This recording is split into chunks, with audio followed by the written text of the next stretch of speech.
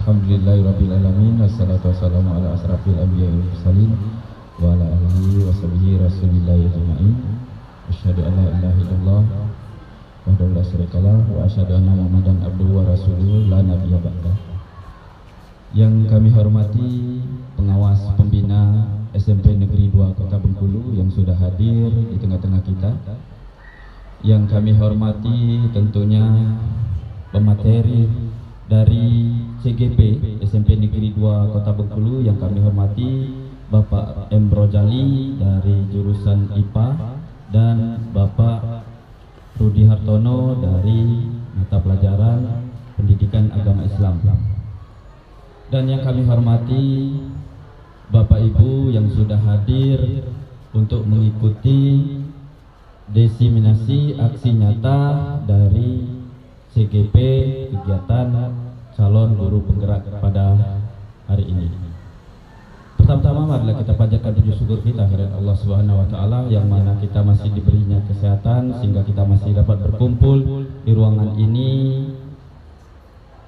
tidak kurang satu apapun, sehingga kita masih dapat mengikuti kegiatan diseminasi aksi nyata dari kegiatan calon guru penggerak.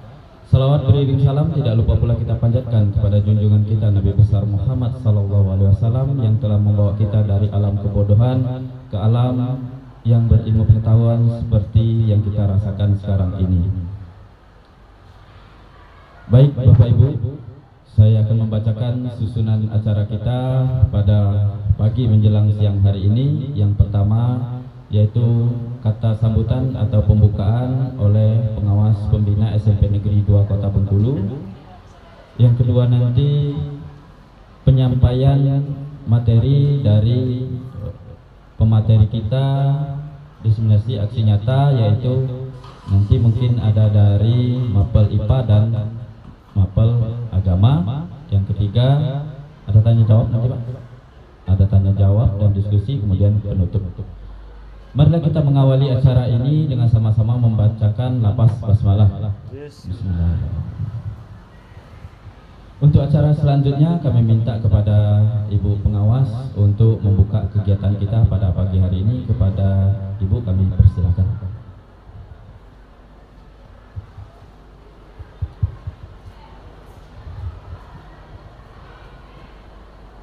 Assalamualaikum warahmatullahi wabarakatuh. Bapak Ibu, Bapak CGP ya, Bapak CGP angkatan 8, angkatan 7 maaf, angkatan 7, dan ibu-ibu guru SMP Negeri 2 yang peserta diseminasi daripada aksi nyata nomor 14 Mulia Pesantren. Bapak Ibu sekalian, pada saatnya tadi kami sedang rapat di ruang kepala sekolah, kemudian ada Pak Roli masuk ya. Kebetulan meminta Bu Malak untuk membuka acara diseminasi acara kegiatan hari ini. Nah kebetulan aja ternyata Bu Malaknya ada tamu juga. Kebetulan Bu Malak juga melaporkan, aduh Bu pasal Bu, Ibu kamu sendiri tahu gitu. Bu langsung Bu, kata Bu, udah langsung ya. Jadi ini adalah suatu hal yang kebetulan dan memang luar biasa Pak Rojali sama Pak Rudi untuk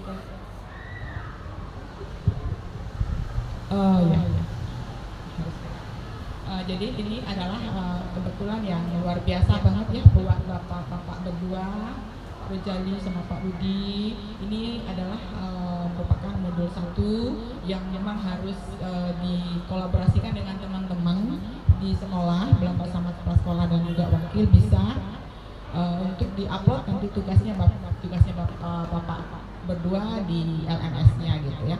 Jadi di sini Bapak Ibu mudah-mudahan nanti kedepannya masih banyak ya yang ikut di guru penggerak lagi gitu ya. Untuk karena nanti ada yang ikut ya Bu Yuni, Bu apa yang lain mungkin ikut, mudah-mudahan nanti lulus pada angkatan 8. Banyak yang lulus ya karena kata di sini kita tuh bergerak. Bagaimana kita bergerak? Bagaimana kita tergerak dulu? Nah ini Bapak-bapak udah tergerak ya. Bagaimana bergerak dan kemudian menggerakkan. Nah gitu ya. Bagaimana dulu kitanya dulu tergerak. Kalau nggak kita tergerak nggak bisa. Oh nggak dekatnya. Tergerak, bergerak. Bapak Ibu udah bergerak nih, ya. Dan kemudian tinggal Bapak Ibu ini, Bapak-bapak ini menggerakkan teman-teman yang ada di sekolah gitu. Jadi kita berkolaborasi di sini. Tidak ada yang lebih hebat, tidak ada yang lebih, pokoknya semua sama. Karena bekerja lebih berkolaborasi itu lebih bagus ya. Maka di sini di Budaya Positif ini sebenarnya ada beberapa materi yang Pak Rojali ya dengan Pak Rudi itu ada di disiplin ya Pak, disiplin ya Pak. Ada disiplin positif, ada motivasi teori hukuman dan penghargaan restitusi, ada kelas keyakinan, ada kebutuhan dasar manusia dan dunia berkualitas gitu.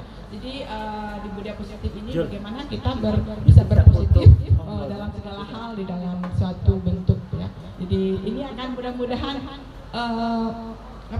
bisa merubah mindset ya, mindset kita dengan budaya positif ini akan kita terapkan di sekolah dan terutama pada diri kita, pada bapak ibu, pada teman-teman, kemudian pada lingkungan sekolah. Mudah-mudahan nantinya dengan adanya kegiatan ini akan menjadi lebih hebat lagi, bapak-bapak berdua tambah tergerak, tambah bisa menggerakkan sama teman-teman yang lain untuk bisa memotivasi teman-teman untuk bisa mengikuti ini, karena kegiatan daripada ini CGP ini adalah kegiatan untuk diri pribadi sebenarnya Bu Pak ya, karena ini kegiatannya adalah bagaimana merubah mindsetnya kita untuk bisa berpikiran secara positif. Ini budaya positif ya, ini merupakan satu tugas terakhir, ini merupakan aksi nyata. Dari modul 1 itu ada 4 modul, 1, 1, 1, 2, 1, 3, 1, 4. Nah dari keempat modul nantinya akan dijadikan satu bentuk aksi nyata. Nah inilah Pak Rojali sama Pak Rudi yang akan memberikan suatu bentuk diseminasi apa yang dilakukan oleh Pak berdua yang akan dibagi dengan teman-teman Bapak ibu-ibu guru sekalian gitu ya. Jadi ini adalah hal yang sering kita lakukan, berkolaborasi ini adalah hal yang bagus karena nanti diminta pandangan ibu juga apa yang perlu diperbaiki atau ada yang tambahan atau bagaimana. Seperti itu ya. Dan semangat untuk Bapak berdua, mudah-mudahan sukses terus ke depan karena masih ada berapa bulan lagi ya, kita lebaran pun kita tetap loh ya, kita nggak ada istilahnya libur ya. Jadi memang agak repot ibu, karena ibu kenapa nggak mau ikut, dapat bu gitu kan. Memang iya, tapi cuma 6 bulan loh bu ya, 6 bulan.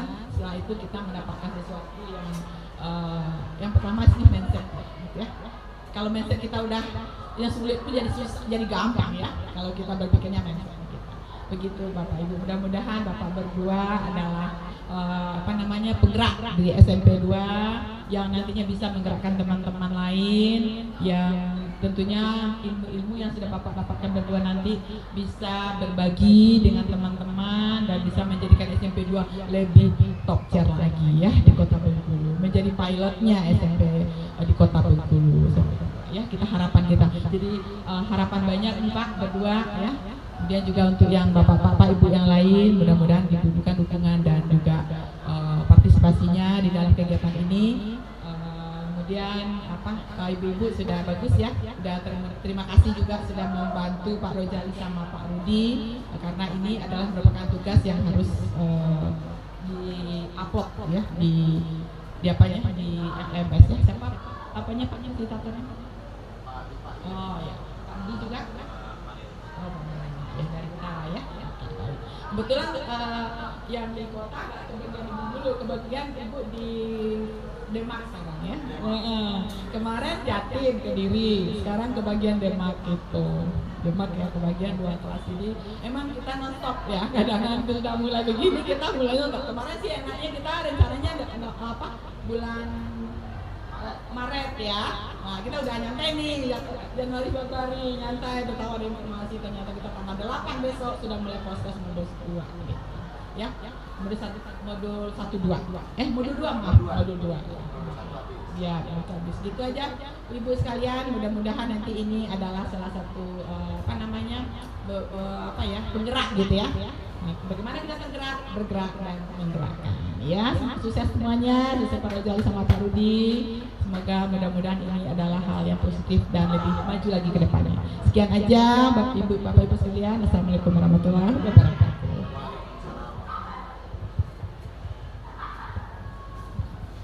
Terima kasih atas waktunya kepada Ibu Herma yang sudah membuka acara kita pada pagi hari ini, dan Ibu Herma mengucapkan rasa bangga kepada guru kita yang sudah melaksanakan CGP dan sudah berjalan ya Bu ya. Mudah-mudahan ini perwakilan dari SMP Negeri 2 yang mengawali untuk kita berikutnya. Dan Ibu Erma selalu mensupport kita bagi yang belum, ya mungkin yang saat ini sudah dalam proses pendaftaran itu ada Ibu Rayuni ya. Kemudian dan saya agak sedikit mohon maaf kepada Ibu karena diajak besoknya penutupan.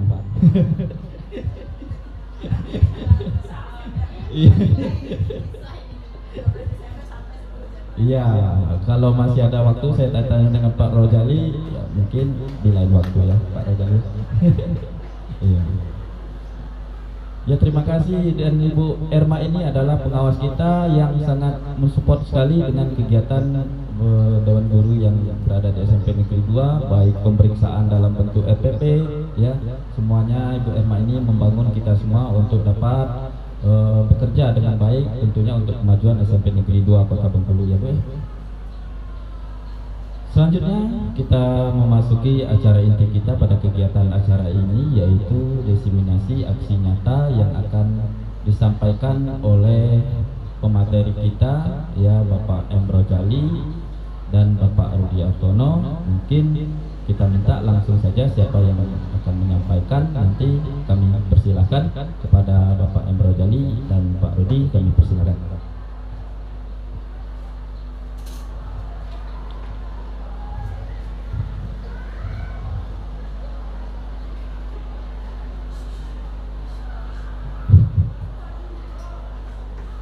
Assalamualaikum warahmatullahi wabarakatuh.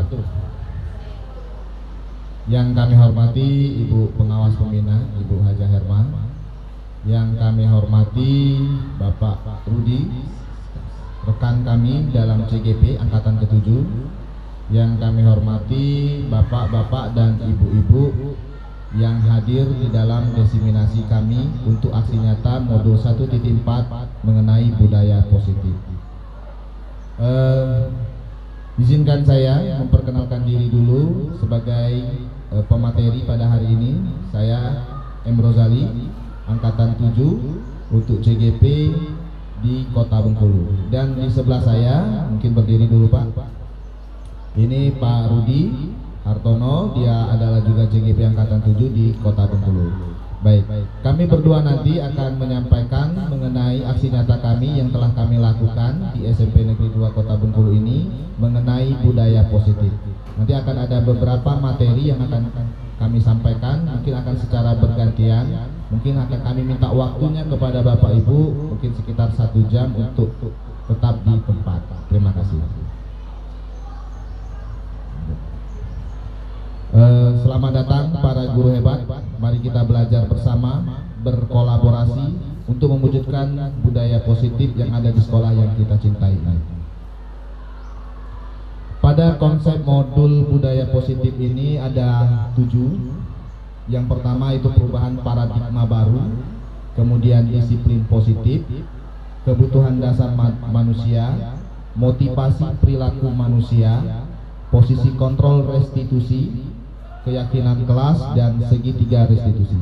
Dari 7 materi ini nanti kami akan membagi, mungkin saya ada 4 materi yang akan kami sampaikan, kemudian nanti dilanjutkan dengan Pak Rudi yang 3 materi terakhirnya. Baik, kita mulai tentang apa itu yang dimaksud dengan paradigma baru. Pembelajaran dengan paradigma baru itu dirancang berdasarkan pembelajaran yang terdiferensiasi, sehingga setiap siswa belajar sesuai dengan kebutuhan dan tahap perkembangannya untuk mewujudkan profil pelajar Pancasila. Ini sesuai dengan filosofi Ki Hajar Dewantara, di mana siswa yang kita hadapi itu ternyata memiliki potensi masing-masing. Selama ini kita mungkin Bapak Ibu di sini berpikir siswa itu adalah seperti kertas yang kosong. Ternyata itu keliru. Siswa yang kita hadapi itu ternyata bukan kertas kosong, tapi adanya guretan garis-garis yang masih tersamarkan. Nah, kitalah sebagai pendidik atau guru itu yang nanti akan menebakkan garis itu sesuai dengan potensi yang mereka butuhkan. Itu nanti akan ada kebutuhan mereka mungkin pada zamannya atau pada kodrat alamnya. Jadi yang dimaksud dengan kodrat alam itu mungkin kalau dia di daerah pesisir pantai itu pembelajarannya mungkin untuk anak-anak yang sesuai yang ada di daerah pantai. Kalau mereka tinggal di daerah pegunungan mungkin itu sesuai dengan alam yang mereka ada di daerah pegunungan. Sedangkan untuk sesuai kodrat zamannya, bahwasanya itu di zaman yang seperti sekarang ini mungkin sudah era digital, maka dari itu kita sebagai guru atau pendidik juga harus ikut memiliki keterampilan abad 21 sehingga kita bisa mendidik mereka atau mengarahkan mereka untuk memiliki keterampilan abad 21. Itu yang kita maksud dengan paradigma baru. Jadi kita harus merubah mindset kita bahwasanya kita sekarang harus berubah. Apalagi kita menghadapi kurikulum yang merdeka sekarang. Jadi kurikulum merdeka itu landasannya sebenarnya adalah dari filosofi Ki Hajar Dewantara. Baik Bapak Ibu,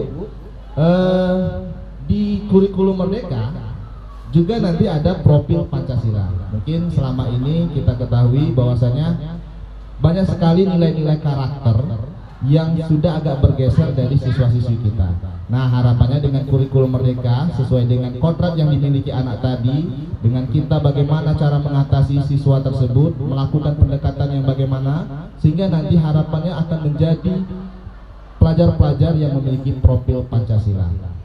Lanjut kita masuk ke yang kedua, yaitu mengenai apa itu disiplin positif.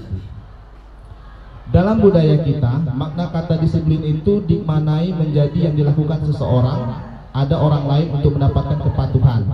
Kita cenderung menghubungkan kata disiplin itu dengan ketidaknyamanan. Dengar kata disiplin itu kayaknya seperti ada aturan, jadi rasanya tidak nyaman. Itu yang kita pahami tentang arti disiplin itu. Nah, ternyata bukan seperti itu. Sebagai pendidik, tujuan kita adalah menciptakan anak-anak yang memiliki disiplin diri, sehingga mereka berperilaku dengan mengacu nilai-nilai kebajikan universal.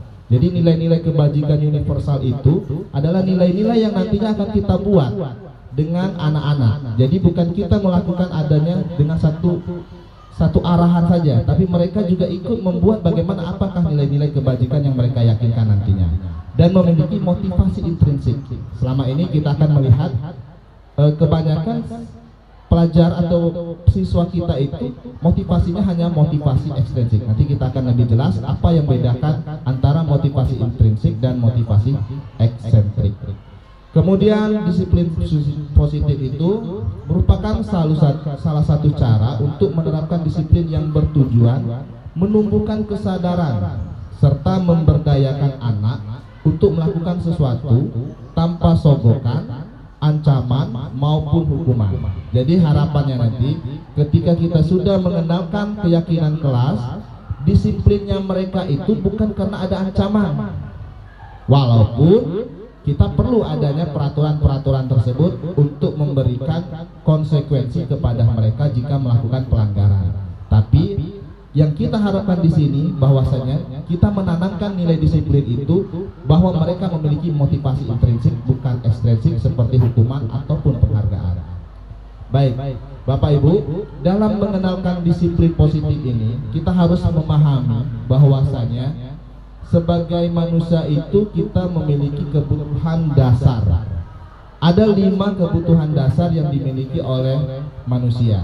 Nah gini, artinya nanti harapannya setelah kita mengenal 5 kebutuhan dasar ini, kita melihat perilaku anak itu, nanti kita akan menyadari, oh anak ini mungkin dia melakukan ini karena bertahan hidup. Kemudian mungkin dia butuh kasih sayang. Mungkin dia anak ini mau melakukan penguasaan atau menunjukkan powernya, atau dia ingin melakukan kebebasan menurut dia, atau dia juga ingin melakukan kesenangan dia sendiri. Nah nanti dengan mengetahui kebutuhan dasar ini kita akan paham, sehingga kita bisa melakukan pendekatan pada anak dengan cara nanti yang kita sebut dengan restitusi. Maksud bertahan hidup ini seperti ini. Mungkin ada kasus di mana ada seorang siswa merebut makanan anak yang lain. Nah, maksudnya bertahan hidup, mungkin dia lapar. Jadi kebutuhan dasar itu kan ada 3, sandang, pangan, dan papan. Mungkin yang kebutuhan pangan ini tadi karena di sekolah, di rumahnya belum dapat sarapan, jadi ketika lihat kawannya itu makan, dia rebut. Nah, ini pernah kejadian di kelas saya kemarin, Bu ya. Mungkin siapa yang pernah? Bu Rati kemarin. Nah, itu ada siswa saya itu ngambil keruping ayam Kentucky yang kita beli di kantin itu, diambilnya. Nah, setelah diselidiki mungkin ini anak ini belum melakukan sarapan, mungkin pengen bertahan hidup intinya itu. Kemudian ada juga kasih sayang dan pengen diterima. Nah, ada anak melakukan cara-cara melakukan perhatian, pengen diperhatikan. Nah, ini pada umumnya sering seperti itu. Karena di rumah atau di sekolah mereka kurang mendapatkan perhatian, sehingga untuk menarik perhatian itu dia buatlah yang macam-macam atau yang kurang bagus. Kemudian ada power, ingin menunjukkan penguasaan. Ya, Bu. Ingin melakukan powernya, menunjukkan bahwanya dia ini memiliki kekuatan. Nah, ini mungkin pengen jadi jagoan kalau di istilahnya. Kemudian ada kasus juga anak ini ada yang ditanya kenapa malas belajar atau kenapa keluar terus. Ternyata dia ngomong bosan belajarnya. Nah, ini artinya anak ini pengen bebas, ingin bebas. Artinya kita menyadari, oh ini kebebasan. Nanti kita ada trik bagaimana. Trik untuk ini biasanya guru-guru BK tahu bagaimana melakukan treatment kepada anak-anak yang pengen melakukan kebebasan.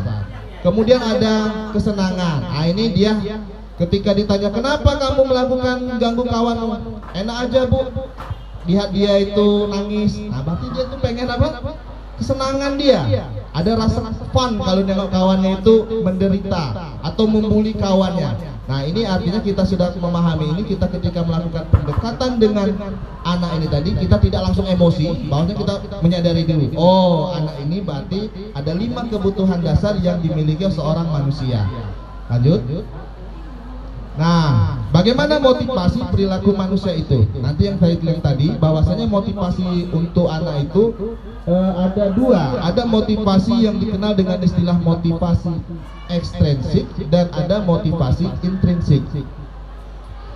Motivasi untuk yang merupakan dorongan yang timbul atau tidak sadar untuk melakukan suatu tindakan dengan tujuan tertentu itu yang pertama menghindari ketidaknyamanan dan hukuman. Jadi menghindari hukuman atau menghindari ketidaknyamanan itu adalah motivasi. Nah, motivasi apa ini? Ini motivasi yang dilakukan seorang siswa atau murid ini karena takut dihukum. Ini merupakan termasuk motivasi ekstrinsik. Jadi kalau motivasi ekstrinsik itu menurut Ki Hajar Dewantara itu bukan motivasi yang baik untuk menumbuhkan disiplin positif. Jadi kalau siswa menghindari hukuman, merasa tidak nyaman, nah itu belum motivasi yang kita harapkan. Kemudian ada juga motivasi seorang pelajar atau siswa itu ingin mendapatkan imbalan atau penghargaan dari orang lain. Jadi pengen dapat hadiah. Jadi murid ini melakukan disiplin karena dia ingin mendapatkan imbalan. Nah, harapannya yang ini sepertinya masih ada embel-embel dari luar. Kalau dia misalnya nanti datang tepat waktu atau tidak pernah absen, tidak pernah alpa dalam 1 semester, mungkin ada sejenis hadiah dari guru yang diharapkan. Kayaknya misalnya di kenaikan kelas nanti siswa yang tidak pernah alpa, nah dikasihlah mungkin sejenis buku. Nah, itu harapannya bukan seperti itu Bapak Ibu yang kita inginkan. Disiplin positif itu adalah yang ketiga ini, menghargai nilai-nilai kebajikan diri sendiri. Jadi mereka meyakini bahwasanya ada nilai-nilai kebajikan universal yang mereka miliki. Contoh nih, murid melakukan disiplin karena sadar akan nilai kebajikan dirinya. Nah, ini yang kita harapkan. Bagaimana membuat motivasi ini secara intrinsik? Kita akan buatlah di suatu kegiatan yang ada di kelas kita masing-masing. Nanti Bapak Ibu, kita buat keyakinan kelas. Harapannya nanti keyakinan kelas ini dibentuk dengan 2 arah, di mana adanya masukan dari siswa dan kita yang sebagai untuk mengarahkan untuk membuat keyakinan kelas. Ini yang kami lakukan. Lanjut Pak. Nah, ini kita membedakan konsep disiplin dengan identitas gagal. Jadi ada hukuman. Jadi kata hukuman itu kalau menurut ini dari yang kami baca di modul 1.4 itu adalah sifatnya menyakitkan dan menimbulkan tidak nyaman membuat murid merasa takut, memaksa murid dan menyembunyikan kesalahan mereka dan menjadikan mereka murid yang rendah diri. Inilah bentuk hukuman yang kita tidak sadari bahwasanya ini yang akan akibatkan kepada murid tersebut. Kita sering sekali melakukan hukuman tanpa kita sadari, efeknya itu akan menyakitkan diri siswa. Dan malah yang ada yang lebih berbahaya itu murid menjadi rendah diri. Rendah diri ini jadi dia akan menjadi minderan. Nah, ini yang kita tidak mau. Kita ingin menciptakan generasi yang harusnya percaya diri, tapi malah karena kita sering melakukan hukuman kepada siswa ini tadi, maka dia akan menjadi rendah diri. Apalagi kalau dia ditunjukkan kepada kawan-kawannya hukuman tadi. Misalnya berdiri di lapangan, membersihkan WC yang seperti yang ada di gambar itu, ternyata itu efeknya bahaya nanti katanya. Bisa menyebabkan siswa menjadi rendah diri. Kemudian penghargaan. Penghargaan ini ternyata adalah identitas yang gagal juga. Kenapa? Di dalam diri siswa ketika dia mendapatkan penghargaan, dia pengen menjadi suatu apa ya? Keinginan mereka itu jadi tidak efektif menurut dari Ki Ajar Dewantara itu. Ini merupakan bisa juga merusak hubungan antar siswa, di mana ada kawan yang tidak dapat tadi akan menimbulkan sifat iri dengki. Makanya di dalam kurikulum K13 itu sudah mulai tidak ada lagi prankingan. 1, 2, dan 3 itu tidak ada lagi. Tapi kita masih saja membuat prankingan. Harapannya mungkin orang tua pengen tahu. Tapi jangan membuat bahwasanya di dalam kurikulum K13 yang kemarin itu kita itu untuk menghindari adanya bahwasanya setiap siswa itu punya bakat dan minat masing-masing, punya kemampuan masing-masing. Mungkin mereka di dalam matematika lemah, nilainya kecil, tapi ketika di seni budaya atau di penjas mereka nilainya tinggi. Nah ini sehingga setiap siswa itu dipercaya memiliki potensi dan minat masing-masing. Kemudian mematikan kreativitas. Maksud mematikan kreativitas itu siswa sudah merasa puas setelah dia dapat ranking atau mendapatkan juara, karena dapat imbalan tadi, penghargaan itu sudah, dia tidak mau lagi melakukan yang lebih tinggi lagi, keinginan untuk mendapatkan karena dia ekstrinsik tadi, karena pengen mendapatkan hadiah. Ketika sudah dapat, sudah tidak mau lagi dia untuk berusaha lagi yang lebih baik. Kemudian merampas hak menghargai dirinya. Jadi ini sebenarnya yang disebut dengan identitas gagal. Jadi hak dia itu kan seharusnya dia ingin terus menggali potensinya, menggali kreativitasnya, tapi kena dikasih penghargaan tadi, ternyata secara tidak kita sadari itu malah mematikan kreativitas dan untuk dia menggali potensinya. Lanjut. Nah, untuk yang identitas sukses itu, makanya kita melakukan ada yang istilah yang dikenal dengan konsekuensi, dan ada istilah yang dikenal dengan restitusi. Nah, apa itu konsekuensi? Konsekuensi itu adalah penguatan yang masih dalam jangka pendek, dan ini perlu monitoring yang berkelanjutan. Adanya stimulus dan respon yang dihadapi oleh siswa. Nanti harapannya siswa itu menghormati apa peraturan yang ada. Dan biasanya masih juga ada kelemahan pada konsekuensi ini, kehilangan waktu untuk merenungi kesalahan. Bapak Ibu, saya coba tanya, misalnya ada siswa yang melakukan pelanggaran tidak memakai seragam. Jika disuruh keliling lapangan, itu hukuman atau konsekuensi? Hukuman. Ya, betul. Kalau misalnya nih ada siswa yang melakukan tidak membuat PR, kemudian gurunya memberikan semacam peringatan atau ada kata-kata yang dikeluarkannya, nanti kamu kerjakan PR 3 kali lipat setelah sepulang sekolah, ibu tunggu. Itu hukuman atau konsekuensi? Masih hukuman? Masih hukuman, ya. Baik, coba kita ini lagi. Misal siswa kemarin, misalnya ada acara kita PRS kemarin, Pekan Raya Sekolah, numpahkan apa? Air es, tumpah di lantai. Terus disuruh oleh seorang guru, ya pel supaya cepat kering atau bersih. Itu hukuman atau konsekuensi? konsekuensi. Ya, saya kira Bapak Ibu sudah mulai memahami apa itu konsekuensi dan hukuman. Nah, yang baik itu kita melakukan yang disebut dengan nama restitusi, di mana murid bertanggung jawab atas perilakunya dan fokus pada pemecahan masalah jangka panjang. Kemudian murid menghormati dirinya dan orang lain, di mana kita ini akan memegang ada 5 kontrol. Nah, nanti akan mungkin dijelaskan oleh rekan kami apa saja yang dimaksud dengan 5 kontrol tadi. Kemudian apa yang bisa dilakukan ketika untuk melakukan restitusi. Ada 3 langkah yang untuk dilakukan untuk restitusi. Kemudian nanti murid akan kembali kepada kelompoknya atau melakukan penguatan pada kelompoknya dan bersemangat untuk memperbaiki kesalahan yang mereka lakukan. Lanjut.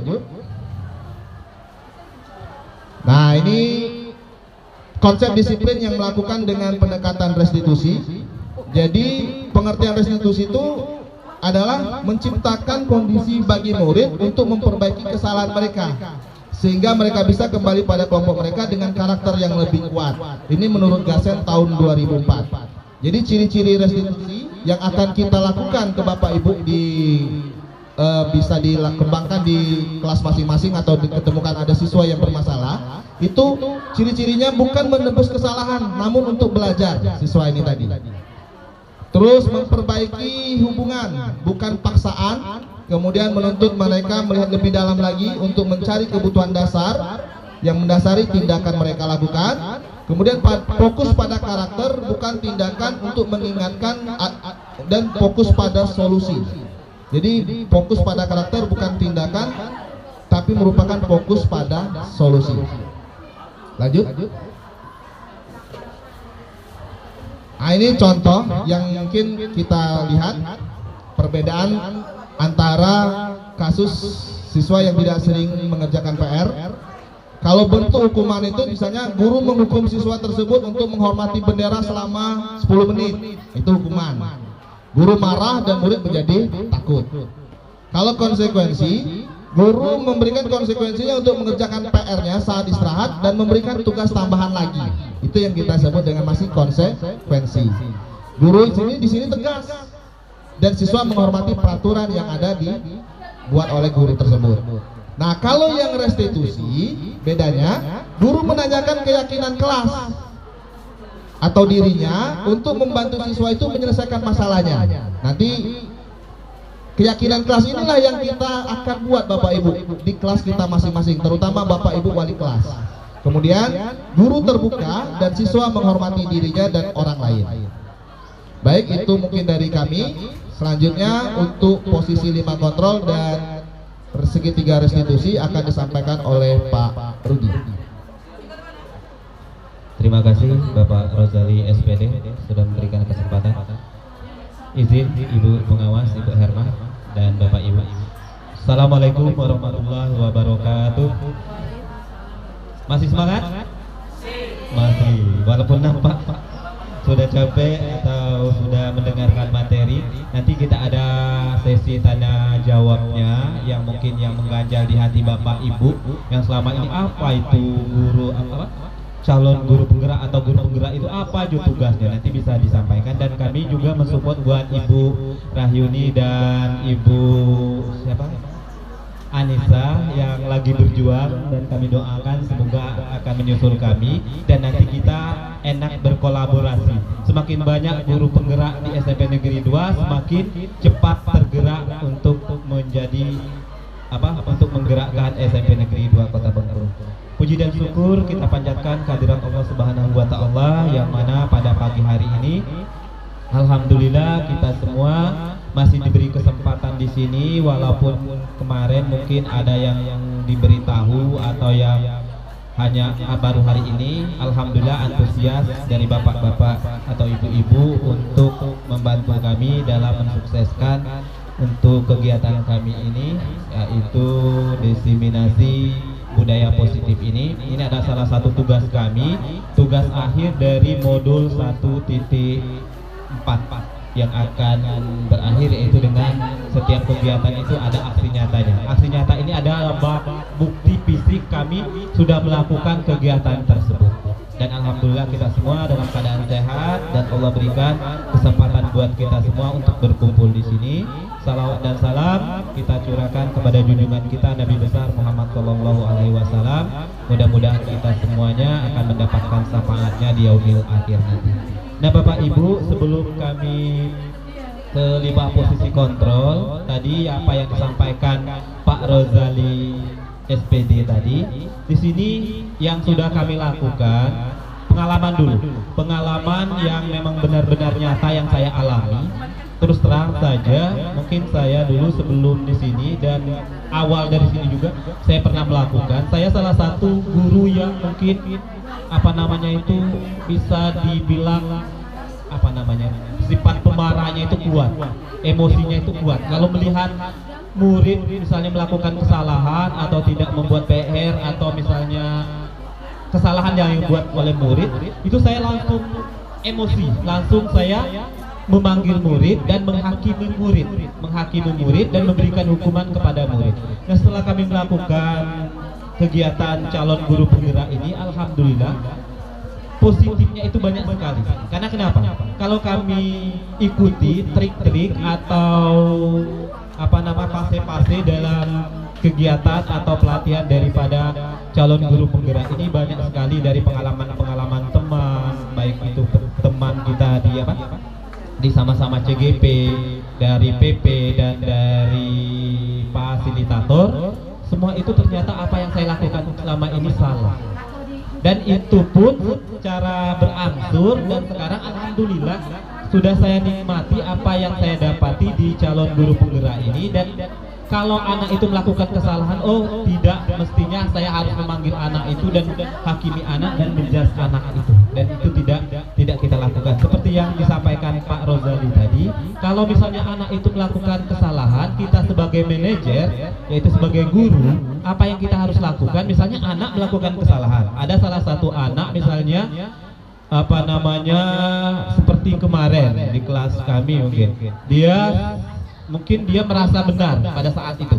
Pada saat itu dia merasa benar dan emosinya masih panas. Dan pada saat emosinya masih panas, kita jangan memanasin dulu. Jangan kita tambah panasin, kita dingini dulu.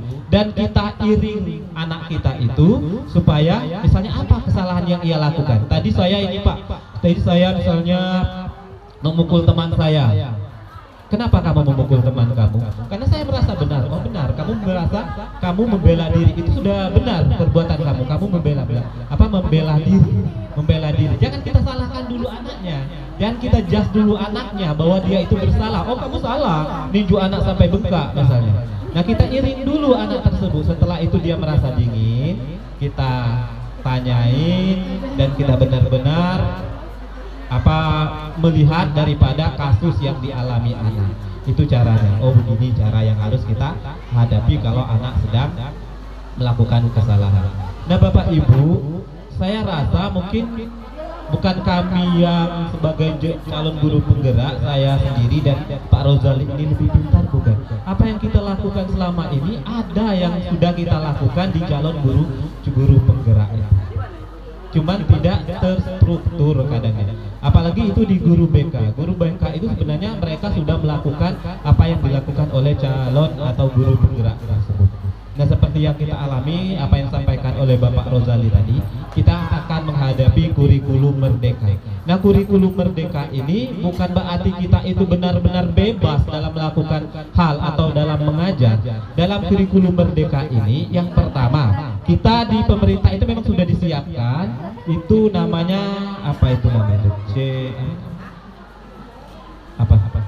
ganti-ganti kemarin.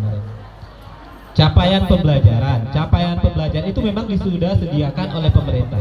Untuk ATP dan TP-nya itu kita yang mengkolaborasi dan kita sendiri, atau yang disebut dengan ada juga modul. Nah modul itu kita yang mengetahui kemampuan murid itu sampai di mana. Nah sampai di mana kemampuan murid, kadang-kala murid yang satu dengan murid yang dua itu tidak sama kemampuannya. Dan murid yang kelas ini, kelas A, kelas B, atau kelas C itu berbeda juga, tidak sama kemampuannya. Maka selama ini mungkin yang kita lakukan mungkin seperti KTSP. Kalau KTSP itu banyaknya kita mendikte itu kenapa? mendikte itu kita ingin anak kita ini mencapai KKM. Misalnya KKM kita 75. Mau tidak mau kita harus anak itu di atas 75. Nah di kurikulum Merdeka itu tidak seperti itu. Karena kemampuan anak yang satu dengan anak yang lain itu beda. Yang kita ingin, yang kita lihat atau yang kita perhatikan itu modul yang kita ajarkan itu, misalnya anak ini seperti yang disampaikan Pak Rozali tadi, mungkin kemampuannya lebih tinggi di matematika, di bahasa Indonesia mungkin dia rendah. Nah kita tidak menyalahkan bahwa anak itu gagal, tidak bisa, bukan berarti dia gagal. Nah berarti dia di kemampuannya di bahasa Inggris, seperti yang sudah dijalankan yang seperti itu di Malaysia. Pendidikan di Malaysia itu memang benar-benar bakat yang ini, bakat anak itu kemana? Itulah yang digali. Nah seperti itu. Nah seperti filosofi Ki Hajar Dewantara seperti yang disampaikan, guru ini seperti seorang petani. Seperti yang saya sampaikan dulu, guru ini seperti seorang petani. Jadi murid itu adalah benih. Nah untuk menjadikan benih ini menjadi subur, bagaimana? Seorang petanilah yang menggiring. Misalnya kita beli pupuk supaya jagungnya ini tadi biar tumbuh subur, supaya lebat buahnya kita beri pupuk, kita rumputi dan segala macam. Nah kita sebagai guru adalah menurut Ki Hajar Dewantara, yaitu menggiring anak, bukan kita mendikte anak. Kalau kita mendikte anak itu kita harus menjadikan anak si A ini bisa jadi, kita maunya anak ini mau jadi polisi, kita harus menjadikan dia sebagai polisi, bukan seperti itu. Nah kita hanya menggiring. Mereka sudah punya bakat, seperti yang disampaikan oleh Bapak Rozali tadi. Mereka itu ibarat kertas, kita hanya menebali saja. Mereka sudah ada goresan-goresannya, kita hanya menebalkannya saja. Menggiring anak itu supaya mereka itu mampu mencapai tujuan yang mereka inginkan. Jadi kita tidak ada yang namanya lagi memaksakan diri untuk anak kayak gitu. Nah baik, kita langsung ke 5 posisi kontrol. Yang pertama penghukum. Nah yang pertama penghukum ini adalah patuhi aturan sekolah lalu berdiri di depan kelas. Itu adalah salah satu bentuk hukuman. Seperti yang kita lakukan. Yang kita lakukan kalau anak terlambat, kita lakukan apa kadang? Banyak sekali yang anak terlambat kita suruh dia ngepel. Kadang kita suruh dia membersihkan WC. Sebenarnya kalau di kegiatan kita itu sebenarnya tidak boleh. Itu salah satu bentuk hukuman sebenarnya, hukuman yang tidak mendidik. Nah nanti mungkin akan kita jelaskan juga gimana caranya supaya kita panggil dulu anak-anak, kita tanyai dulu anaknya apa masalahnya. Mungkin dia ada masalah di keluarga, mungkin keluarganya ada yang broken home. Kita tidak tahu kadang keadaan anak yang sebenarnya. Kadang satu hari dia terlambat, 2 hari dia terlambat, 3 kali dia terlambat. Kita masih menjudge anak itu bahwa mereka melakukan kesalahan yang besar. Padahal kita tidak tahu bahwa anak itu mungkin orang tuanya belagu terus, tiap nak balik tidak ada yang mengantar, tidak dikasih ongkos dan segala macam. Kita tidak menanya itu kadang. Kita langsung menghukum anak. Kamu bersihkan WC, kamu sapu lapangan. Nah seperti itu hukuman yang kadang tidak mendidik. Kadang kita tidak tahu bahwa anak itu kadang menangis di kelas, kadang merenung, dia mempunyai masalah yang besar seperti itu. Itu salah satu penghambat mereka untuk melanjutkan suatu pendidikan sebenarnya. Nah kalau kita misalnya menerapkan, nanti ada yang sistemnya. Yang kedua, pembuat rasa bersalah.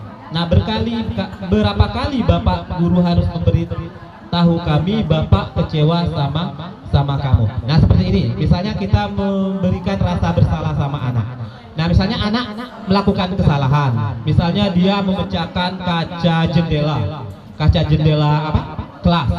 Nah kita panggil anak, kasihanin Bapak kalau kamu apa yang kamu lakukan seperti ini, Bapak yang dimarah, Ibu yang dimarah, bukan kamu yang dimarah, Bapak, Ibu yang dipanggil kepala sekolah.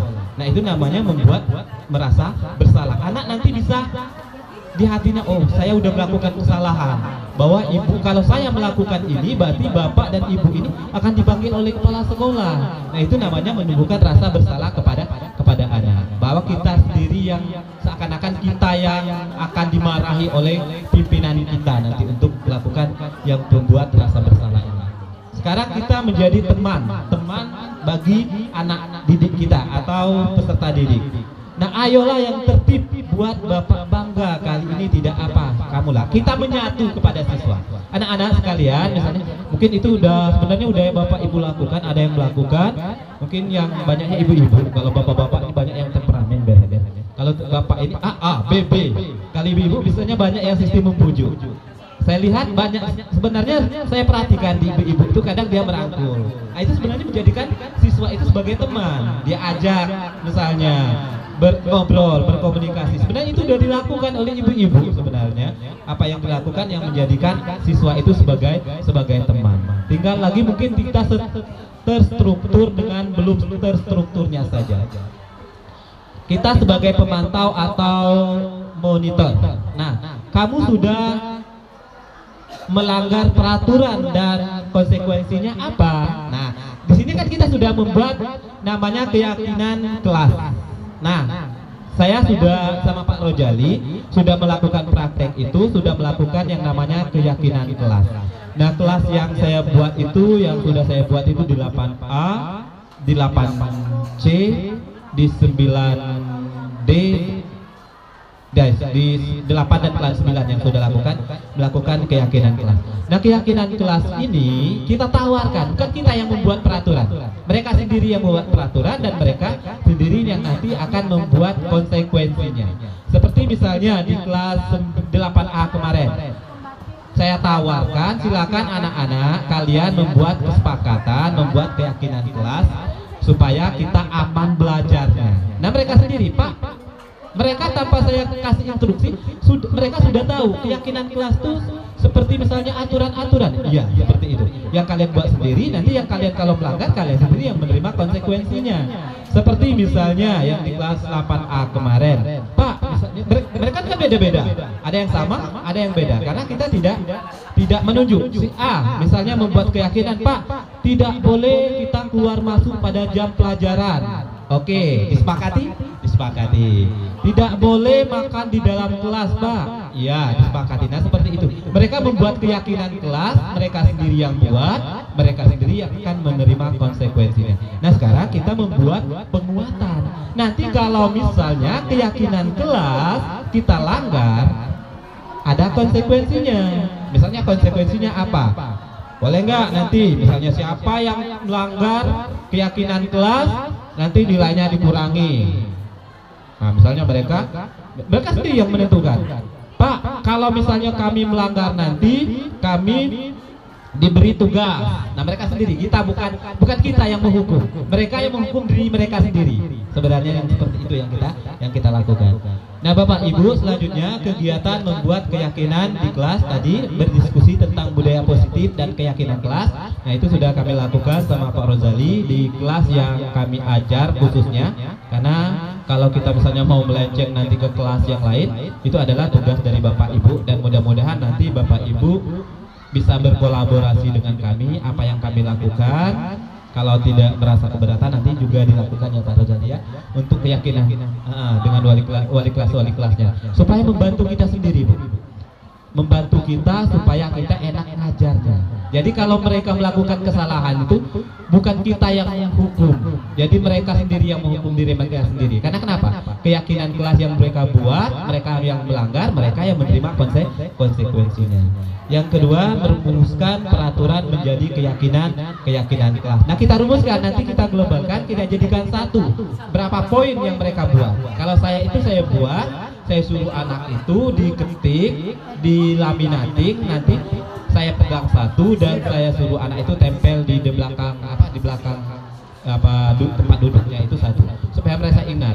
Karena kalau misalnya lebih dari 5 keyakinan kelas, kadang mereka tidak ingat, wah apa keyakinan kelas kami kemarin yang kami buat. Nah, kalau mereka sudah ketik, dilaminating dan ditempel di belakang, mereka setidaknya, oh saya melanggar ini, berarti saya harus menerima konsekuensinya. Yang kedua, menempelkan keyakinan di kelas tadi yang sudah saya katakan tadi, kita tempelkan di belakang atau di samping, di mana yang penting bisa dilihat oleh warga kelas kayak gitu. Yang selanjutnya, mencetak keyakinan kelas dalam poster. Nah, ini yang dalam poster seperti yang tadi, dilaminating, kita tempel. Lanjut, Pak. Nah, yang selanjutnya bagaimana pembentukan keyakinan kelas. Yang pertama itu lebih abstrak dari peraturan, lebih abstrak dari peraturan. Yang kedua berupa pernyataan universal. Universal itu berarti dia tidak, maksudnya itu tidak menghukum ya Pak, tidak menjas anak itu dan tidak merugikan anak. Tidak ada yang dirugikan, malahan mereka diuntungkan dengan hal semacam itu nantinya. Kalau merugikan anak itu misalnya kita menghukum anak. Kalau kita menghukum anak 1 jam yang kita hukum, anak misalnya terlambat masuk kelas, kita hukum dia untuk membersihkan WC, berarti 1 jam pelajaran dia tertinggal. Nah, itu merasa rugi, itu merugikan anak. Sesuai dengan kondisi kelas dan sekolah agar mudah diterapkan. Nah, kita lihat dulu kelasnya.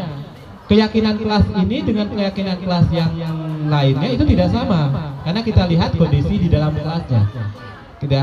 Ya misalnya yang di dalam kelas ini kerjanya ribut terus tiap pelajaran.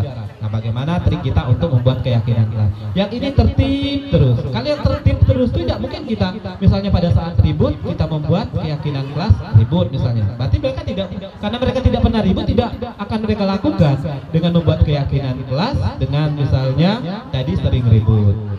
Yang selanjutnya sedikit saja agar mudah diingat. Nah, jangan terlalu banyak, maksudnya itu mungkin 5 ya Pak ya, 5 atau 10 lah paling banyak. Kalau lebahnya ego, lebahnya peraturan mereka jadi lupa. Lala banyak ego misalnya mereka buat, semakin banyak semakin lupa mereka untuk melakukan keyakinan kelas tersebut. Yang kedua dibuat dalam bentuk positif, yang mendidik maksudnya. Jangan yang tidak mendidik. Yang tidak mendidik apa contohnya? Misalnya tadi yang kita lakukan, misalnya menghukum lu lari, suruh lari anak keliling lapang, itu namanya tidak positif kan? Berarti itu namanya bisa menyiksa anak, merugikan anak. Tenaga yang kalau di jam olahraga, misalnya mereka dalam keadaan berbaju putih biru, kita suruh keliling lapangan, keringat mereka banyak, bau nanti keringat, guru yang masuk nanti akan merasa bau misalnya seperti itu yang tidak boleh. Kita menghukum itu yang tidak boleh. Kita yang positif saja. Yang positif misalnya seperti apa? Misalnya kalau misalnya kamu melanggar, nanti kamu hafalan ya dua misalnya 2 hafalan dari Bapak. Itu tugas mereka. Itu namanya mendidik. Mungkin Bapak Ibu lebih tahu nantinya yang mendidik dan yang tidak mendidik itu yang seperti apa. Yang selanjutnya, semua warga kelas atau sekolah dilibatkan dan membuat. Nah, sebenarnya kemarin karena apa? Karena kami ini adalah dikatakan dadakan, salah juga Pak. Nah, karena kemarin sebenarnya kita harus berkolaborasi dulu antara guru, kepala sekolah. Dengan kepala sekolah kami sudah komunikasi dan beliau alhamdulillah mendukung, dan juga pengawas kita juga sangat mendukung dan antusias, dan beliau adalah salah satu fasilitator di CGP, tapi bukan di Bengkulu dia dapat. Dan mudah Ibu Rahyuni dan ini nanti dapat Ibu Herma. Enak. Ya. Yang selanjutnya Pak Li.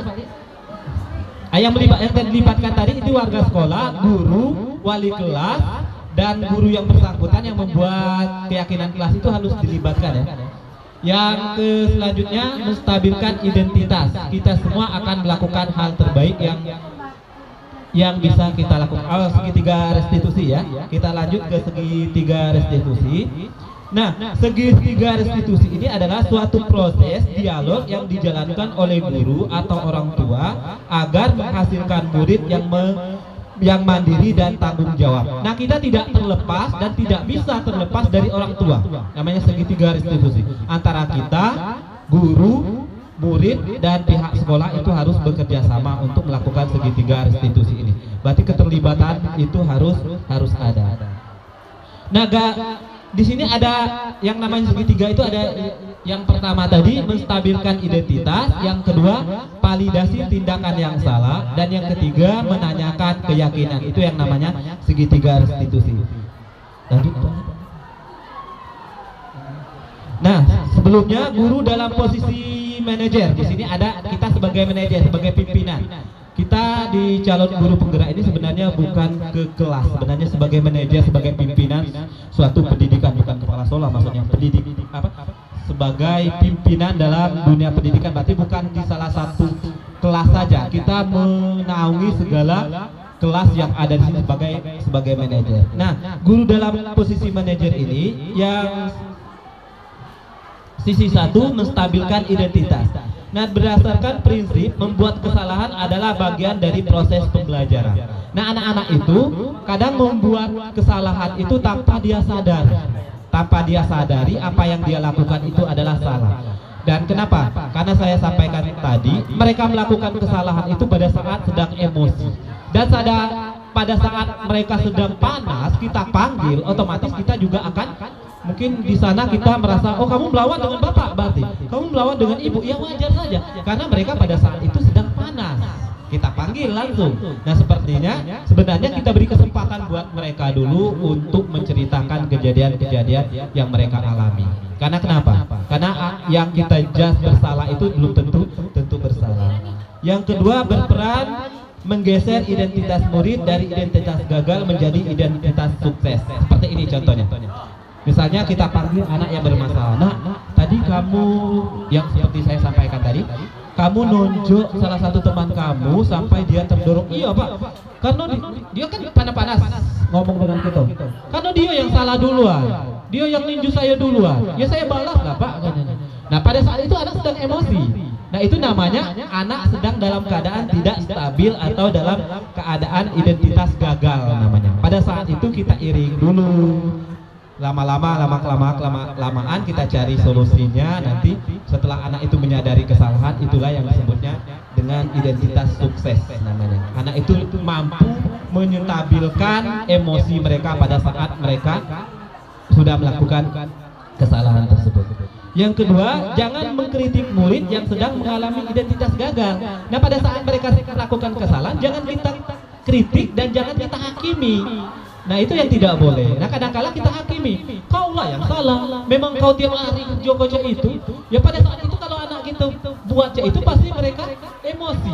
Jangankan dengan kawannya, dengan kita juga dia emosi. Nah, pada saat itulah kita tidak boleh menghakimi atau membuat anak itu mengalami identitas gagal. Pada saat identitas gagal dalam saat melakukan kesalahan itu kita judge dan kita hakimi. Yang kedua, ajukan pertanyaan kepada siapa? Kepada yang anak yang melakukan kesalahan tadi.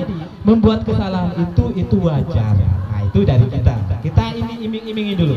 Membuat kesalahan itu wajar.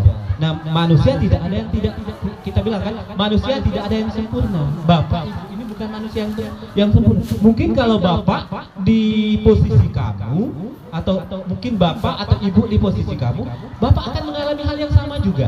Nah, kita seakan-akan kita teman pada saat itu. Mungkin kalau Bapak misalnya dalam keadaan dalam posisi kamu, Bapak akan melakukan hal yang sama juga. Kita iring dulu seperti itu. Anak merasa bangga, oh Bapak ini membela berarti pada saat dia melaksanakan identitas gagal tadi. Nah, kita bisa memperbaiki masalah ini. Nah, kita pecahkan bersama. Nah, bagaimana? Nanti kita cari solusinya ya. Dan jangan nanti kamu pada saat misalnya kamu bersalah, kamu merasa benar. Kita cari solusinya, siapa yang benar, siapa yang salah. Itu guru BK sebenarnya yang sudah mengalami seperti itu. Saya yakin Ibu Ranti itu sudah melakukan trik-trik seperti itu. Yang selanjutnya, validitas tindakan yang salah. Nah, berdasarkan prinsip-prinsip perilaku, berupaya memenuhi suatu kebutuhan tertentu. Yang kedua, guru akan menggeser dari pemikiran stimulus respon menjadi proaktif. Yang selanjutnya, mengenali dan mengakui kebutuhan murid ini dapat memperbaiki hubungan dengan murid. Nah, jangan sampai nanti berkelanjutan. Kadang-kala anak-anak yang habis belagu ini tidak selesai sampai di situ. Kadang mereka sampai di luar mereka lakukan lagi. Nah, jangan sampai seperti itu. Jangan sampai ada dendam di antara anak. Memang tugas kita sangat berat sekali untuk menjadi penengah untuk murid-murid. Makanya benar-benar kita tahu kesalahan daripada murid ini. Kalau misalnya si A ini sudah tahu kesalahannya, nah kita bagaimana kita supaya untuk menjelaskan supaya itu mengakui kesalahannya dan meminta maaf supaya jangan terjadi lagi setelah kejadian yang dilakukan di sekolah. Yang selanjutnya, pertanyaan-pertanyaan disampaikan dengan nada suara yang menghakimi dan memojokkan. Itu yang tidak boleh. Kita kadang memojokkan anak. Pada saat itu anak butuh pembelaan sebenarnya. Kadang-kala mungkin dia pada saat dia memang benar kadang. Dan pada saat benar ada saksi yang melihat yang seakan-akan yang benar itu yang apa? Yang ini, yang apa namanya tuh korban. Nah itu yang kadang salah. Nah kita tidak tahu masalah yang sebenarnya, makanya kita tidak boleh menghakimi anak tersebut. Yang benar-benar harus kita perhatikan. Yang hal seperti ini kita ajukan pertanyaan-pertanyaan. Nah kamu bisa saja bertindak lebih nah seperti ini. Mungkin pada saat itu kalau kamu tidak bisa menstabilkan emosi kamu bisa apa namanya lebih tinggi lagi, lebih berbahaya lagi melakukan itu. Untungnya kamu bisa menstabilkan apa namanya emosi kamu, seperti itu ya. Kita ajukan pertanyaan seperti itu. Dan yang selanjutnya, yang ketiga, sesi ketiga, menanyakan keyakinan. Nah, menanyakan keyakinan ini ada fase-fasenya. Teori kontrol menyatakan bahwa pada dasarnya kita termotivasi untuk intrinsik. Yang kedua, saat perilaku telah dievaluasi dan identitas sukses telah stabil, maka murid telah siap mengaitkan keyakinan dengan tindakan yang salah. Nah, baru kita ke keyakinan kelas tadi. Keyakinan yang kelas yang kita buat tadi, kita sambutkan dengan segitiga restitusi. Setelah mereka stabil emosinya, nah apa yang kamu lakukan tadi sudah sesuai belum dengan apa yang kita buat di kelas, keyakinan kelas. Nah kata, oh salah Pak, memang saya yang salah. Berarti salah saya Pak. Nah, berarti mereka menyadari kesalahan mereka di situ. Memang ada fase-fase tertentu. Lanjut Pak, masih. Oke, untuk terakhir. Nah, dalam penerapan program disiplin positif, hendaknya guru memiliki standar kepribadian profesional dan sosial yang baik, di mana guru mampu berefleksi pada posisi kontrolnya saat ini. Bagaimana perjalanan seorang atau among, posisi manajer ya kita, yang murid menjadi insan yang mandiri, merdeka dan bertanggung jawab. Itu adalah standar pendidikan. Kita kalau di CGP ini namanya kita itu menghambakan murid. Menghambakan murid bukan berarti kita menyembah murid. Menghambakan murid itu berarti kita apa itu? Apa namanya Bu? Among apa namanya? Kita meninggikan, apa namanya? Membanggakan. Kita beri semangat buat mereka. Seakan-akan jangan kita merasa lebih pintar dari murid.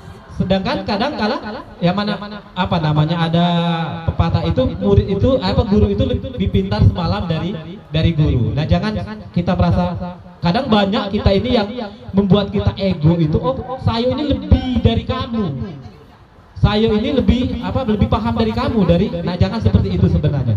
Kita menghambakan murid itu yang seperti kita kadang banyak yang murid Bu, kadang kita ada yang cuek kadang Bu, boleh tidak curhat. Nah, kadang kita kalau anak. Nah, sebenarnya itu kalau kita sebagai manajer ada waktu dengan tidak waktu, kita luangkanlah waktu untuk dia. Kadang mereka memang benar-benar butuh masukan dari kita seperti itu. Mungkin itu yang dapat kami sampaikan. Mungkin kalau ada nanti tanya jawab atau diskusi lah, nanti kami bersilakan. Kalau bisa kami jawab. Kalau tidak mungkin ada yang karena kenapa? Kami sebenarnya di sini dengan Pak Li banyak yang senior sebenarnya dari kami. Cuman kami karena tugas sebagai calon guru penggerak ya harus melakukan itu. Sebenarnya ya tadi kita bekerja sama yang namanya kolaborasi tadi. Mungkin apa yang kami tidak paham mungkin kami tanya nanti dengan bapak-bapak atau ibu-ibu yang lebih senior dari kami. Untuk selanjutnya kami serahkan kepada moderator Bapak Ahmad Taufik. Terima kasih. Wassalamualaikum warahmatullahi wabarakatuh. Waalaikumsalam warahmatullahi wabarakatuh. Terima kasih kepada Bapak M. Rojali dan Bapak Rudiartono selaku CGP Angkatan 7 yang sudah menyampaikan materinya mengenai modul 14 yaitu budaya positif dan budaya santun ya Pak ya. Nah, mungkin apa yang sudah disampaikan tadi peserta atau kita yang hadir di sini ada yang mau ditanyakan, ada yang kurang jelas, kami berikan waktu untuk menanyakan kepada pemateri kita. Kami persilakan. Ya, mungkin Ibu Santi ya.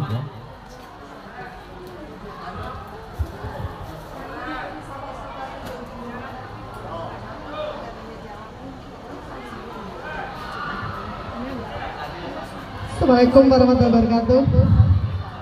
Kalau dilihat dan dengan penjabaran Pak Rozali dan Rudi tadi, kayaknya memang kita jadi guru nih benar-benar dituntut ikhlas, sabar. Jadi kayaknya kita yang harus mengikuti kemauan anak. Itu kan? Kita nggak boleh menghukum anak. Misalnya seperti bersihkan WC tadi kan. Itu. Sebenarnya kalau nyuruh anak tuh disiplin, kayak dia datang misalnya 3 kali berturut-turut di jadwal absen yang piket itu kan, anak tuh telat terus. Sekali kita maafkan, 2 kali kita maafkan, 3 kalinya masa nggak boleh suruh bersihkan WC misalkan, biar dia kapok. Itu yang pertama.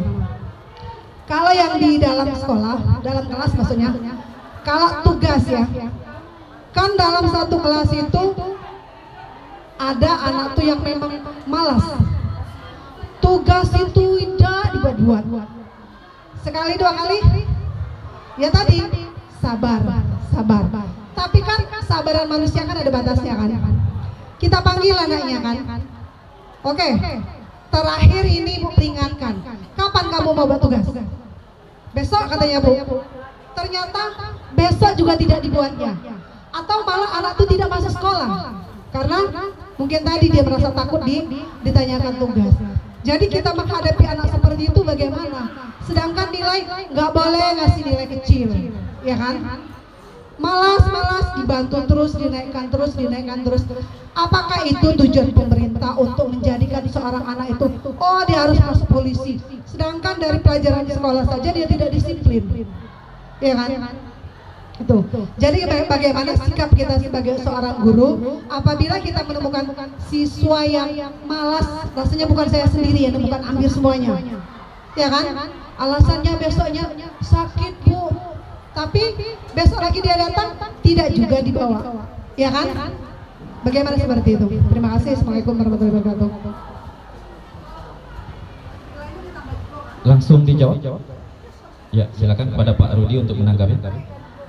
Terima kasih Ibu Santi, pertanyaan yang sangat bagus sekali dan memang benar-benar itu kita alami dan saya juga mengalaminya.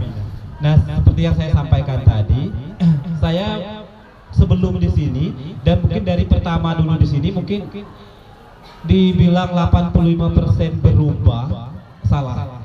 Karena kenapa? Saya sebelum sekolah di sini, anak itu mungkin boleh ditanya dengan tempat saya sekolah itu, mungkin saya guru yang paling ganas. Guru yang bukan yang sabar menghadapi anak. Tetapi setelah mengikuti ini, mau tidak mau, oh seperti ini konsep yang harus kita lakukan. Nah seperti tadi mungkin kita belum lakukan yang segitiga restitusi tadi Ibu Santi. Segitiga restitusi kita tidak bisa terlepas dari teman sejawat, kepala sekolah dan orang tua. Nah seperti anak yang Ibu sampaikan tadi, misalnya anak itu sudah berulang-ulang kali melakukan kesalahan, terlambat sekali kita suruh bersih WC, kedua kali masih juga dilakukan jero-jero, 3 kali juga dilakukan. Sebenarnya kalau menurut Ki Hajar Dewantoro itu bukan untuk membuat jerah anak, malahan mereka akan melakukan hal yang sama, mengulangi lagi. Oh karena hukuman ini gampang lah, saya akan melakukannya lagi, cuman dikasih. Nah kita Pak Li, namanya tadi membuat mereka berasa bersalah. Gimana membuat mereka merasa bersalah dan mereka menyadari kesalahan mereka, dan tidak bisa terlepas kita dari orang tua. Makanya tadi kita sampaikan, mungkin kita panggil orang tua atau kita tahu dulu, dalamin dulu anak tersebut apa masalahnya. Nah tadi seperti kita tidak tahu, kalau kita kan namanya anak, makanya kita samakan anak di pemerintah menyamakan pakaian ini sama rata, karena kita tidak boleh membedakan si A dengan si B. Anak si A ini anak misalnya misalnya anak seorang pejabat, anak yang ini seorang petani, kita tidak tahu membedakan kalau dalam sekolah, karena pakaiannya sama. Nah seperti itu tugas kita adalah memanggil anak tersebut dan kita dalami dulu anak, masalahnya apa ya sebenarnya. Mungkin mereka, tapi dengan nada yang seperti saya sampaikan tadi, seperti yang kita lakukan di segitiga restitusi itu, kita benar-benar mendalami anak itu apa masalahnya di rumah. Kadangkala ada yang dia tinggal dengan ibu sambung, ada ayah sambung, otomatis mental mereka kena. Pasti mereka kena, dan mereka ternyata pada saat itu minta perhatian dari kita, Bu. Yuk, San. Nah, minta perhatian, memang dia sengaja kadang tuh. Oh, saya dengan melakukan hal yang sama, saya akan terkenal. Oh, si Radit misalnya, Radit lagi, mereka akan terkenal dan mereka minta perhatian. Dan itu benar-benar sudah saya alami di kelas saya sendiri. Saya kemarin maaf ngomong si siapa namanya yang nakal, ya Allah, anak ini tinggal sabar ngelus dado. Tapi ternyata dia curhat. Saya gali sekali-gali. Saya melihat orang tuanya itu tidak ada masalah sebenarnya. Apa nak? Dia ceritakanlah masalah yang sebenarnya. Oh, begini. Walaupun mereka terlihat baik-baik saja, ternyata mereka tidak baik-baik saja. Nah, seperti itu. Itu menurut saya. Mungkin tambahan dari Pak Rozali. Baik, terima kasih. Mungkin kami menambahkan ke Ibu Santi bahwasanya itu siswa ini kadang-kala melakukan kesalahan ini yang secara berulang. Ada yang nggak benar, Pak. Nah, berarti kita harus mulai menyadari bahwasanya ada 5 kebutuhan dasar manusia, sehingga kita menanggapi nanti siswa ini jangan langsung emosi. Bisa jadi siswa ini bertahan hidup tadi, survival. Jadi mungkin di rumah ada masalah, mungkin kemudian kasih sayang dan merasa pengen diterimanya itu belum dia dapat di rumah, cari perhatiannya di sekolah. Bisa jadi pingin penguasaan, power, menunjukkan bahwasanya dia ini punya kekuatan, punya kekuasaan. Akhirnya dia nunjukkan di sekolah dengan tingkah laku yang tidak benar. Kemudian pengen kebebasan dan kesenangan. Jadi kalau kita sudah ada mulai, oh anak ini setelah kita gali, dia ini butuh kasih sayang. Oh anak ini butuh kebebasan. Oh ini butuh ini. Baru kita melakukan tindakan segitiga restitusi tadi. Yang pertama itu kan kita ini gak langsung melakukan, kita kan ada posisi kontrol itu ada 5, Bu, tadi kan. Terserah kita mau ngambil yang posisi sebagai apa. Yang kami dapat itu ada posisi sebagai penghukum, kemudian pembuat rasa bersalah, sebagai teman, sebagai pemantau, atau sebagai manajer. Tapi yang disarankan itu di dalam oleh kita sekarang itu adalah sebagai manajer. Kita kalau yang 3 atau 4 buah ini udah kita lakukan nih kadang. Penghukum paling sering, saya paling sering melakukan penghukum. Udah itu pembuat rasa bersalah itu biasanya ibu-ibu, wih lana. Jadi wajahnya menghibah gitu ya, seolah-olah bikin kecewa ibu terus nak kau nih nak. Nah jadi anaknya seolah, oh bersalah aku nih. Nah seperti itu. Atau sebagai teman, ay bro kau nih dari kemarin bikin salah terus, tapi nanti jangan lagi ya. Nah itu ada juga seperti itu. Artinya ingin jadi sebagai teman atau sebagai pemantau. Kayak guru-guru yang wibawa kan. Nih sudah melakukan kesalahan, tahu konsekuensinya, kasih poin nanti. Nah itu seperti pemantau. Nah tapi yang lebih baiknya adalah sebagai manajer. Sebagai manajer ini nanti kita lakukan segitiga restitusi. Nah yang segitiga restitusi tadi yang dijelaskan oleh Pak Rudi tadi, itu kan ada 3 langkah. Yang pertama melakukan identitas kesalahan. Jadi si siswa ini kita tanya dulu. Kalau panas kita dinginkan dulu, kita stabilkan dulu. Sudah nyala stabil, baru kita lakukan validasi kesalahannya tadi. Kita ke validasi ini, makanya kita Bapak Ibu kita nanti kita ke depannya kita berkolaborasi membuat keyakinan kelas masing-masing. Saya harap nanti ke wali kelas kita buat keyakinan kelas.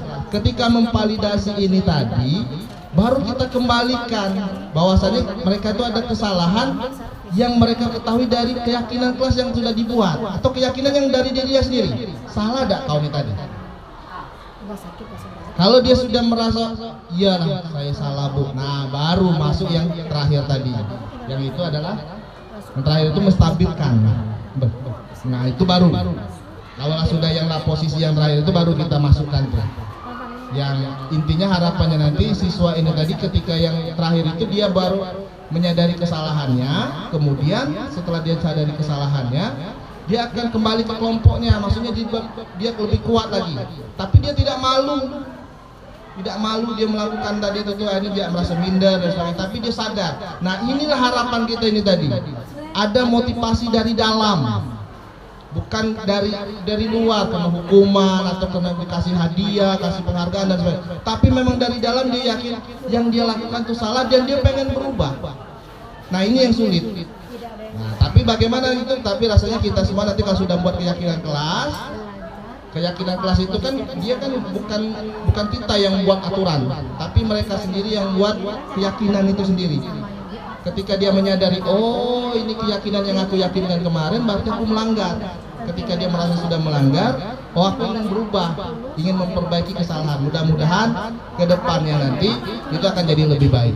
Itu aja mungkin bisa kami jawab Bapak Ibu. Terima kasih.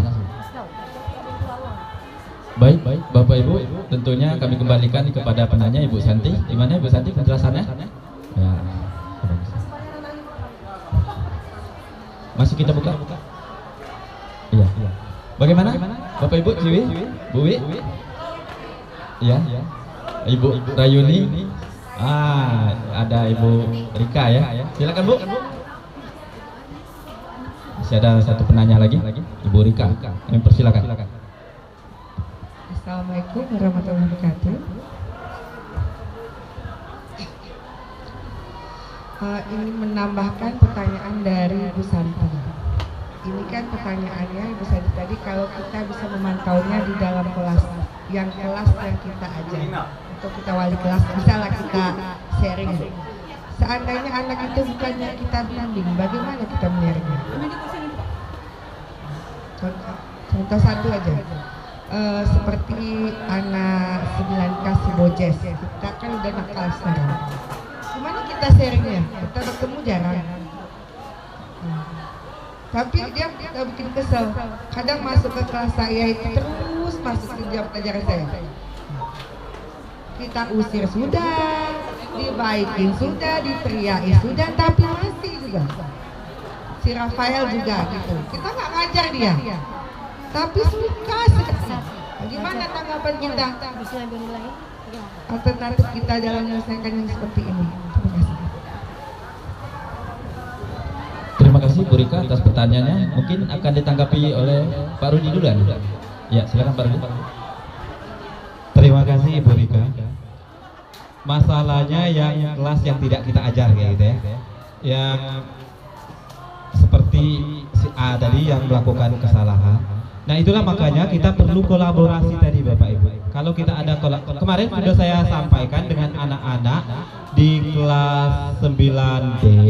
Karena kenapa? Saya lihat murid-murid kita ini, guru yang tidak masuk di kelasnya dianggapnya bukan guru. Nah kemarin saya jelaskan. Nah anak-anak sekalian, maksudnya dicuekin. Banyak yang seperti itu kan. Nah kemarin saya jelasin dengan 9D yang saya sudah masuk. Nah Bapak maaf ngomong, walaupun Bapak lewat, Bapak itu memperhatikan kamu. Kenapa? Yang Bapak perhatikan dan Bapak alami. Yang kelas yang tidak Bapak ajar, seakan-akan kamu tidak kenal dengan guru tersebut. Padahal itu adalah guru kita. Nah Bapak saya sampaikan. Nah kenapa? Karena antara guru dengan satu itu ada sangkut pautnya. Jangan kamu kira misalnya yang ngajar matematika di kelas D itu tidak sangkut pautnya dengan yang ngajar bahasa Indonesia di kelas A. Ngapa Pak Cak itu?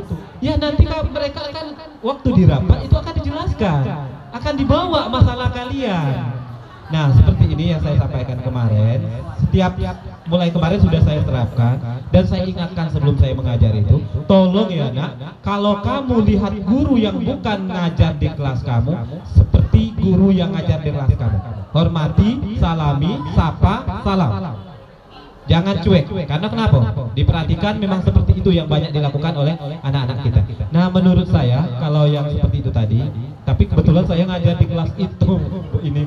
Dan kebetulan si anak kita ini tadi, kalau di jam saya, alhamdulillah semenjak dia kemarin Bu ini, Bazalia keluar masuk, saya biarkan waktu ada anak PPL. Silakan nak, kamu ndak ngapo silakan. Yang mana kamu senang belajar. Kalau kamu senang bermain pada saat jam pelajaran Bapak ya silakan. Bapak tidak marah. Tapi tolong hargai Bapak karena kamu jam pelajaran Bapak. Nah abis itu alhamdulillah keluar aja tidak berani keluar kelas karena saya sudah memberikan kebebasan. Silakan Saya tidak marah, Bapak tidak marah. Kamu tidak keluar silakan. Kamu tidak belajar kelas Bapak silakan. Kalau menurut saya, kalau yang tidak ngajar itu, ya tadi Bu, mungkin karena dia mungkin merasa bukan gurunya. Ya kita mungkin kita yang terlebih dahulu bahwa itu adalah murid kita. Kita berlakukan seperti apa yang kita lakukan di kelas yang kita ajar. Bukan berarti kita tidak bertanggung jawab. Kadang-kala kita tidak ngajar, anak itu bermasalah. Nah kalau yang lebih bagusnya kita tetap panggil anak itu, walaupun dia bukan kita ajar. Misalnya si Rafael tadi, kita tidak ngajarnya kan. Kalau dia misalnya kita melakukan kesalahan di depan kita, itu udah tanggung jawab kita menurut saya. Mungkin menurut Pak Rozali, silakan. Saya kira sama seperti Pak Rudi katakan tadi, bahwasanya itu tanggung jawab sama. Selama dia masih siswa kita SMP Negeri 2, itu adalah siswa kita. Dan kita juga punya hak dan kewajiban juga untuk menegur anak tersebut. Saya kira seperti itu, Bu Rika. Jadi kalau melihat dia dengan perlakuan guru yang berbeda, yang tidak masuk, dia cuek, kemudian kalau dengan guru yang masuk dia nurut, artinya anak ini ada yang salah ini. Mungkin dia butuh kasih sayang dan perhatian. Mungkin belum dapat belayan dari Bu Rika ini. Belayan kasih sayang Bu Rika ini kan biasanya tangannya agak berat. Nah hati-hati. Nah kasih tahu aja Bu Rika. Mungkin anak ini butuh perhatian. Jadi pengen ditengok terus sama ibu. Ibu lagi ngajar di kelas yang lain, ibu udah ngajar tapi lalu nongol kan. Nongoli wajahnya. Mungkin anak ini butuh perhatian. Tipe-tipe anak yang butuh perhatian. Tapi mudah-mudahan kalau yang kita sudah tegur, kita ini kan. Nah ini mungkin perlu kolaborasi dengan wali kelas. Nanti wali kelasnya akan memanggil anak tersebut, mungkin akan ada penjelasan. Apalagi kalau sudah membentuk keyakinan kelas, mudah-mudahan anak ini bisa kembali lagi ke lebih baik lagi. Itu yang mungkin bisa kami sampaikan. Terima kasih. Ya, bagaimana Ibu Rika atas pertanyaannya? Sudah pas atas jawaban yang disampaikan oleh Pak Rudi dan Pak Rozali? Sudah pas? Sudah ya? Bagaimana Bapak Ibu? Masih ada yang mau bertanya? Kalau tidak ada, ya mungkin akan segera kita akhiri. Tidak ada ya? Mungkin sebelum diakhiri ada pesan dan kesan yang mau disampaikan oleh pemateri. Bapak Ibu, terima kasih. Yang pertama kami ucapkan mohon maaf, mungkin ada waktu yang termakan di kegiatan kami ini, seperti mungkin ada yang ngajar, kami mohon maaf. Tanpa ada kerjasama antara Bapak Ibu dengan kami, maka acara kami tidak akan berjalan dengan lancar. Alhamdulillah dengan support Bapak Ibu yang sudah bisa berkolaborasi, kami ucapkan terima kasih yang sebesar-besarnya, dan kami doakan bapak-bapak dan ibu-ibu untuk menyusul untuk kegiatan CGP yang seperti kami lakukan pada saat ini. Dan Bapak Ibu, kami tidak berhenti sampai di sini karena kegiatan kami belum selesai. Kami nanti mungkin akan membutuhkan, saya mungkin nanti minta bantuan Ibu Rahyuni, mungkin minta bantuan sama Ibu Roberti, Ibu Sri, Ibu Dewi, dan ibu-ibu yang lain. Kami mohon maaf nanti kalau misalnya kami butuhkan untuk mendukung atau membantu kami, Bapak Ibu ya. Dan untuk kegiatan ini saya Rudi Hartono MPD mengucapkan terima kasih yang sebanyak-banyaknya, dan alhamdulillah kegiatan kami hari ini sudah selesai dan kami ucapkan terima kasih. Silakan Pak. Baik, kami sama juga mengucapkan banyak terima kasih kepada ibu-ibu, bapak-bapak yang sudah bisa menghadiri acara diseminasi kami ini. Semoga kedepannya kita bisa berkolaborasi dalam kegiatan yang berikutnya, dan budaya positif ini dapat kita terapkan di sekolah kita yang kita cintai ini. Saya M. Rozali SPD mohon pamit. Assalamualaikum warahmatullahi wabarakatuh. Ya, jadi itulah tadi pesan dan kesannya yang disampaikan sebelum kita akhiri kegiatan ini, bahwasannya kedua pemateri kita mengucapkan terima kasih banyak atas waktu dan kesempatan bapak-bapak dan ibu-ibu yang sudah hadir dalam mensupport kegiatan ini, karena dengan kehadiran kita acara ini lebih hidup dan lebih ada interaksinya. Dan tadi juga pemateri menyampaikan bahwasannya kegiatan ini masih berkelanjutan di kegiatan modul berikutnya, dan masih mengharapkan kita untuk hadir lagi di kegiatan ini tentunya ya Pak ya. Ya, marilah kita tutup acara ini dengan sama-sama membacakan lafaz hamdalah. Alhamdulillah. Saya selaku Pembawa acara tentunya tidak lepas dari salah dan khilaf. Kepada Allah saya mohon ampun, kepada Bapak Ibu saya mohon maaf yang sebesar-besarnya. Saya akhiri, wabillahi taufik wal hidayah. Wassalamualaikum warahmatullahi wabarakatuh. Terima kasih atas waktu dan kesempatannya. Kami ucapkan terima kasih banyak.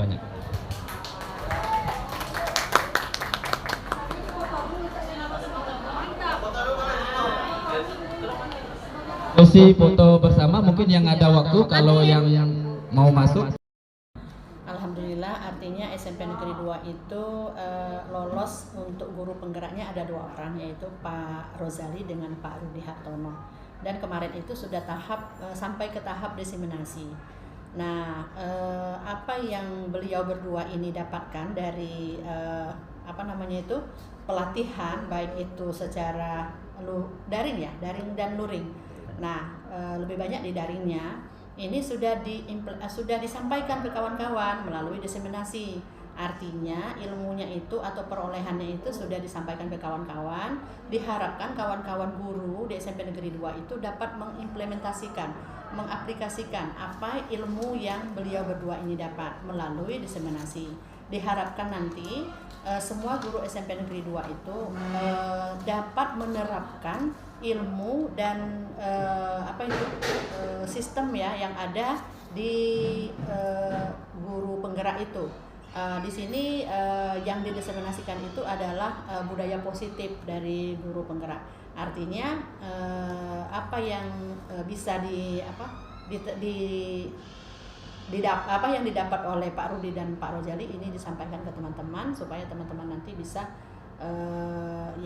artinya berbuat yang sama gitu kepada murid-murid SMP 2. Dan saya selaku kepala sekolah sangat senang dan sangat mendukung agar Pak Rudi dan Pak Rozali nanti benar-benar lulus jadi guru penggerak. Jadi ada guru penggerak di SMP Negeri 2. Bismillahirrahmanirrahim. Assalamualaikum warahmatullahi wabarakatuh. Kemarin telah dilaksanakan aksi kerja nyata dari guru penggerak perwakilan dari SMP Negeri 2 Kota Bengkulu, di mana pematerinya itu ada Pak Hendro Jali dari guru IPA dan Pak Rudi Hartono dari guru agama. Kami kemarin sudah mengikuti kegiatan ini dan diikuti oleh beberapa guru. Alhamdulillah penyampaiannya sudah sangat baik dan aplikasi yang disampaikan sudah sangat bagus, sehingga apa yang disampaikan itu dapat dipahami oleh semua guru. Dan apa yang sudah disampaikan oleh pemateri khususnya dari guru penggerak ya, itu seperti yang beliau sudah sampaikan, sebenarnya itu sudah disampaikan semuanya dalam kegiatan guru di dalam pembelajaran. Nah, dengan adanya penyampaian dari guru penggerak, nah akan lebih baik lagi tentunya guru-guru ini lebih terstruktur lagi dalam penyampaiannya. Artinya mungkin yang berserakan tadi bisa lebih terstruktur di dalam penyampaian dalam penyusunan program-program pembelajaran. Dan budaya disiplin ini dan budaya berperilaku santun ya, berperilaku positif ini ya memang sangat harus teliti dalam memahami, karena di sini ya mana yang sanksi seperti yang disampaikan kemarin, ya mana yang berupa teguran itu kan. Jadi kami lebih paham lagi di dalam memahami apa yang sudah disampaikan. Ya, untuk pesan dan pesannya ya semoga nanti di pertemuan berikutnya dapat lebih baik lagi dalam penyampaiannya. Sukses selalu untuk guru penggerak khususnya dari SMP Negeri 2, untuk Pak Rozali dan Pak Rudi Hartono. Tetap semangat. Wassalamualaikum warahmatullahi wabarakatuh.